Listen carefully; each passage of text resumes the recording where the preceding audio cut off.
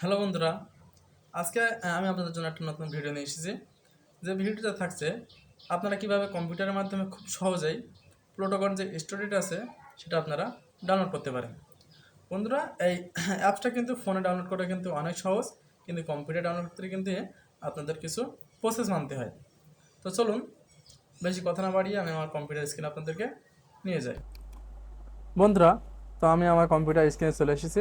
এখান থেকে আমি আমার গুগল ক্রোমটা ওপেন করে নেব। গুগল ক্রোমটা ওপেন করার পরে আপনাদের সামনে এরকম একটা গুগল ক্রোমের ইন্টারফেস আসবে। এখান থেকে আপনারা গুগল ক্রোমে যে সার্চ বারটা আছে এখানে লিখতে পারেন বা এখানেও টাইপ করতে পারেন। এখানে আপনারা টাইপ করে দেবেন প্লোটোকন। তো প্লোটোকন টাইপ করার পরে জাস্ট আপনারা কম্পিউটার থেকে প্রেস করে দেবেন এবং যারা মোবাইলে করছেন তারা সার্চ ক্লিক করে দেবেন। তো প্লোটোকন এখানে টাইপ করার পরে সার্চ করার পরে আমাদের সামনে এরকম একটা ইন্টারফেস চলে আসবে। এখান থেকে দেখবেন উপরে যে আছে প্লোটোকন, এই যে প্লোটোকনের যে ব্রাউজারটা আছে ফার্স্ট যে প্রথমটাই আপনারা এখানে ক্লিক করে দিবেন।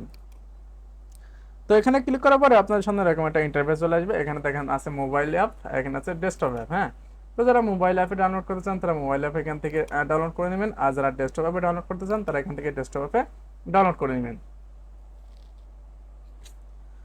তো আমি এখান থেকে ডেস্কটপ, আমি যেহেতু কম্পিউটারে এটা ডাউনলোড করবো, তো আমি এখান থেকে ডেস্কটপ অ্যাপটা সিলেক্ট করে নিচ্ছি। ডেস্কটপ অ্যাপ সিলেক্ট করার পর এখানে দেখবেন নিচে আছে গেট ইট অন উইন্ডোজ। হ্যাঁ, গেট ইট অন উইন্ডোজ আপনারা এখানে ক্লিক করে দিবেন। তো আমি এখানে ক্লিক করে দিচ্ছি।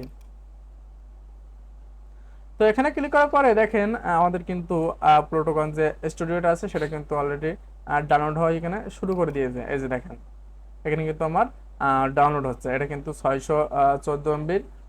এটা ডাউনলোডের ক্ষেত্রে কিন্তু আপনার ইন্টারনেট কানেকশন যদি ফাস্ট হয় তাহলে অনেক ভালো, অনেক ফাস্ট ডাউনলোড হয়ে যাবে। আর যদি স্লো হয় তাহলে 1 ঘন্টা মতো সময় লাগবে। তো বন্ধুরা, এভাবে কিন্তু আপনারা খুব সহজে কম্পিউটার বা ফোনের মাধ্যমে প্লোটোকন যে স্টোরেজ আছে সেটা কিন্তু আপনারা ডাউনলোড করে কার্টুন মেক করতে পারেন।